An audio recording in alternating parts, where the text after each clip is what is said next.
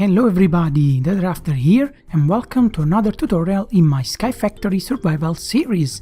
As you can already see over there, I expanded my working area with a platform and an underground room, because today we are going to make an infinite power source thanks to thermal expansion, the Ex Nihilo Crucible, that will burn forever. The fire will burn forever thanks to the netherrack. And if you don't know how to make netherrack, just watch my previous episode, number 12, where I show you how to do it. It's a barrel of lava and you have to use redstone, by the way. This will give you the maximum lava millibucket per tick speed production, and with the infinite cobblestone production thanks to the Ignace Extruder, we have something awesome. Awesome. In fact, with thermal expansion we can create a machine called Magmatic Dynamo. Magmatic Dynamo, which is this one, and with this machine we are able to convert lava, requires hot fluids, into redstone flux. And this setup we are gonna build is completely automated. You don't have to maintain it in any way, and you can also build more, so it's scalable. You can build more of these and it will serve you very well, because I did a lot of tests with this and it works quite well. Yeah. So let me check the inventory. I have everything in my hands, so let's start straight away with the Ignace Extruder. So we're gonna need 6 of these, and this is how you make it. Vanilla piston. This is a machine frame which is made, no, that's the recipe, that's how you make it. Iron, glass and gold. Then you need glass, thin ingots and a pneumatic servo, which is iron, glass and redstone. So let's grab those 6 guys. Then we're gonna need the autonomous activator that we also saw in the last episode. Chests, piston, pneumatic servo and tin ingots, 6 of these as well. Let's place those guys first of all. So we are starting to build this machine, so I want to put down these facing this way as well. For these you want to put them on the side of the barrels. Just be careful not to fall down. And we are configuring them like this. Just put these to ignored, configure all of them in order to send the output not on the top, on the back of the Ignace Extruder. So this is top, left, right, bottom, and this is the back. So if we go around, we see this is the output. Orange is always output. And we are doing the same thing for all of them, so I will skip these while working at this very quickly and just keep them set up to cobblestone, because that's what we need.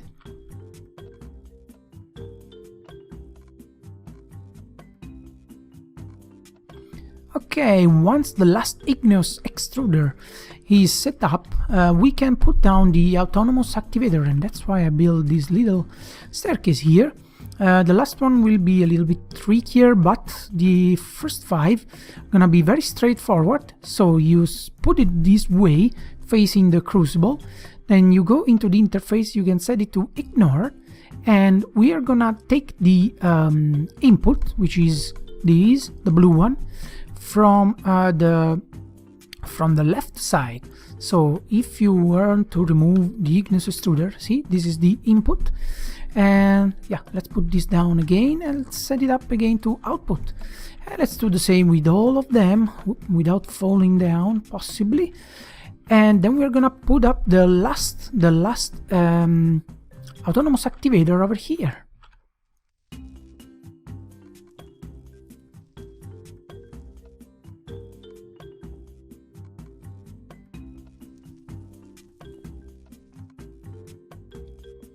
So for the last one, I like to do something like this, and of course you have to press shift for placing it down facing the crucible.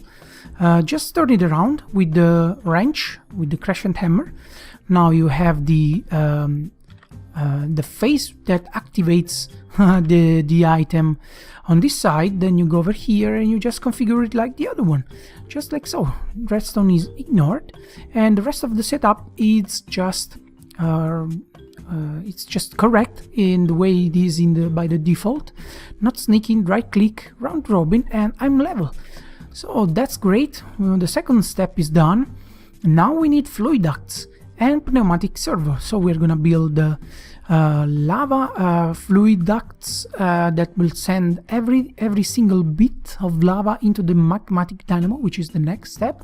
So let's make the fluid ducts. 3 stacks should be fine, and you make them with copper, lead ingot, and copper. So let's grab those, and let's also grab 6 more spare pneumatic servo. We are gonna need them in order to pull the lava from the crucible. So that's the setup I like to do.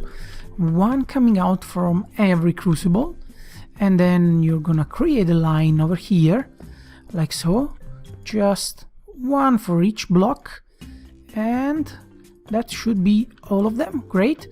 So now we can either put another fluid duct here if you like, but it's really not needed, and this block is empty because we are placing down the Magmatic Dynamo over there. So that will do. So let's just put the pneumatic servo, the 6 pneumatic servo, at the exit of every crucible, and we are going to set up in this way, ignored, and we are going to use the wrench, crescent hammer, in order to pull out liquids. The crucible will not spit the lava out automatically, so you have to use the pneumatic servo, unfortunately, but they're not that expensive, just iron, glass, and redstone.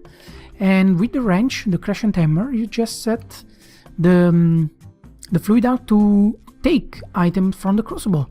So next step, finally we're going to create the Magmatic Dynamo, but oh, we need another Invert ingot. How do you make Invert? Invert is an alloy made out with pulverized iron and pulverized ferrous, or you can also yeah, you basically create those items with the pulverizer or with applied energistic, which is another mod that we are gonna see in another episode. But let's go over the pulverizer I have upstairs, and I'll show you how to make Invert, because we need another Invert ingot. So what I'm gonna do, I'm gonna use the essence from magical crops to create some iron ore blocks. I'm gonna get 8 out of 8 essence, and ferrous 4. Now the pulverizer, I momentarily disabled the automatic functionality that create sand, gravel, and glass, because we're gonna need the redstone furnace as well. So just put here the iron, and the pulverizer will give you pulverized iron, and with a 10% chance, dang it, we didn't get it, you also get ferrous, pulverized ferrous. But see, from 1 iron ore you get 2 pulverized iron, which is a big deal, because you are able to double your ore production, which is very good. So now let's put the ferrous, and we got pulverized shiny metal as a bonus from the ferrous. Let's make another iron, so we have potentially 4 yeah, dang it, 4 pulverized and 2 ferrous. Now let's go to that's a shapeless recipe, so you can do it in your crafting area. Now we get 3 for each one of those, so we got 6 Invert blend. Then you put it in your furnace or redstone furnace, and it will get smelted into Invert ingots. Invert is quite useful metal. It's stronger than iron. You can also make tool out of Invert, and it's used for many recipes, especially in the thermal expansion mod pack. And yeah, as you can see, you can also smelt it. It's Tinker construct. We're gonna see these in another episode, and you can use it for to make normal armor, normal tools. So yeah, night is coming, so let's go. Not stay out in the dark, that's dangerous. So let's go back to our crafting bench. where we can finally craft our Magmatic Dynamo. I'm gonna set this stuff away soon enough. And that's how you make it. You need a redstone transmission coil, which is silver and 2 redstone. You need invert gear, which is 4 invert and an iron ingot. You need 2 of these. 3 invert ingots and a redstone dust. This will give you the Magmatic Dynamo. So let's check how this machine works. We are putting it in the middle. I will say I will put it here in the middle above this block. So this will receive lava automatically. You don't need to configure it in any way. And it will store 40,000 RF, and let's set it to ignored. This is the output, and currently is 0 because it's don't have any lava here. It will store a maximum of 4,000 millibuckets of hot fluid, in our case lava. The maximum power output is 80 RF per tick, so that's the maximum power this machine is able to output. Keep it in mind, if you need more power, you can build more of these in a sequence, in a block. So I guess we are ready to lead up the netherrack first. So we also have some light here. It's quite dark, so go over here, go around and lead up your netherrack blocks with the flint and steel, vanilla stuff, iron and the flint, and we have all the crucibles lit up. I'm curious to see if the signs are gonna burn or not. Now grab a couple of buckets, iron buckets from vanilla, and grab, well, we need to fill every single Ignace extruder with a bucket of lava and a bucket of water. They will not be consumed, so you just need to fill them. So like so and like so, you just need to fill them once. We have 2, these 2, we then have 3 and 4, be careful when managing lava, and we need 2 more for the last 2 Ignace extruders, like so. Then now, as soon as we put the bucket of water, they will start producing cobblestone that will go into the aqueous accumulator, into the autonomous activator. See, this is already starting producing cobblestone, and the autonomous activator will send the cobblestone into the crucible that will start burning, and it will start producing lava for us. Let's take a look at the first one. Yeah, they're already being filled with cobblestone, and I think we have already lava here. Yeah, it's already producing lava. See, 0.3 millibucket per tick is the maximum speed you can have, and this is already producing energy for us. But as you can see, yeah, we are consuming lava almost as fast as we are producing RF. It means that after 40,000 RF produced, these will be basically useless until we consume this energy. So what are we going to do here? First, we're gonna produce some energy conduits that are able to conduit the energy if you want to transport it somewhere. And they're made by with 6 blocks of redstone, 6 lead ingot, 6 redstone, 2 lead, and 1 glass. Getting confused myself. And then we are going upstairs, where I set up a few more crafting table, and we are going to create a battery which is called Hardnet energy cell. But we need a few things before that. So first we need a leadstone. Let me show you the recipe for that. Hardnet energy cell. So you have 2 recipes. One uses a leadstone energy cell, which is the first tier of batteries from thermal expansion. As you can see, can hold 400,000 RF, but our Hardnet is able to hold 2 million RF. There is another version, 2 more upgraded version, but at this point of the game we don't have the resources and the machine to make it. So first we are gonna create these, and then we are upgrading it with 4 invert block into the Hardnet. You can also just use the frame and the copper and redstone, but yeah, let's go step by step so you can also see how to make a leadstone energy cell. So let's grab our frame, then we need a conductance coil, and let me show you the recipe. Oh, Hardnet, let's go from Hardnet energy cell. This is the redstone conductance coil. It's a very difficult word. We need electrum ingot, which is another alloy from thermal expansion, and you make it by smelting an electrum blend, which is silver and gold.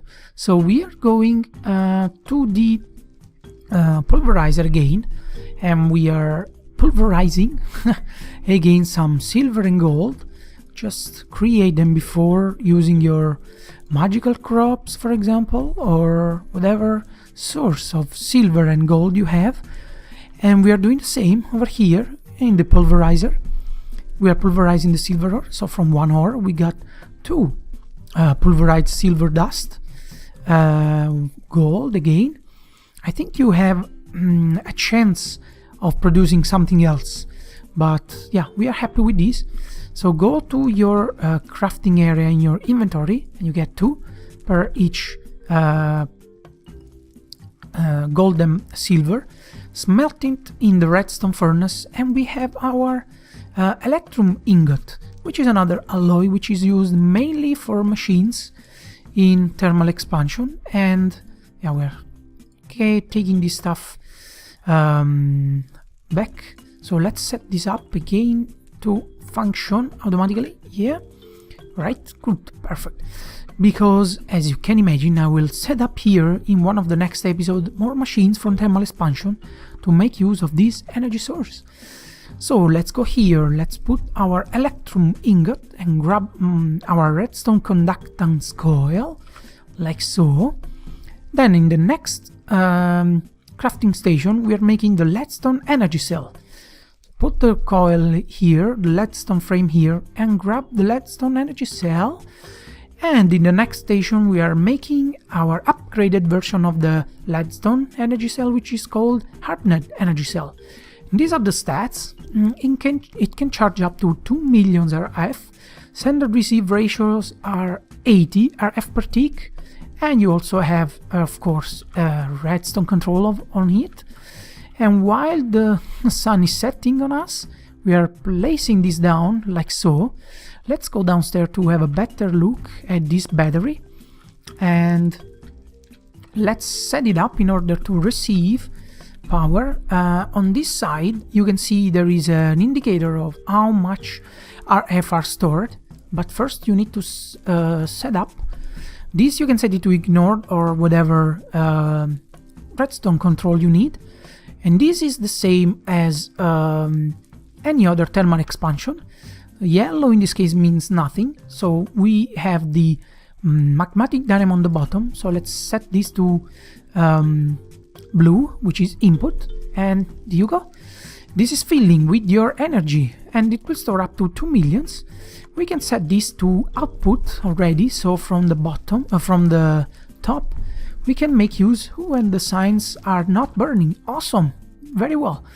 This is producing steadily cobblestone, and this is filling up with cobblestone, so this system will run indefinitely, totally. And our Magmatic Dynamo lava source will be always filled, and this is being drained by the Hardnet energy cell, but it's still producing, I will assure you. Let's go up top, and from here you can put your leadstone energy conduit, which is the base version. You can also upgrade those with invert nuggets and redstone in order to get Hardnet energy conduit, or with this recipe again in order to get 3. And these are more efficient. They will conduce more energy and transport more energy. Hold shift, yeah, 400 RF per tick instead of 80 RF per tick if you have a lot of machines and you need more power per tick. And yeah, that's how you can put your thermal expansion machine over here and have an infinite power source. Great, let's go downstairs and sign off.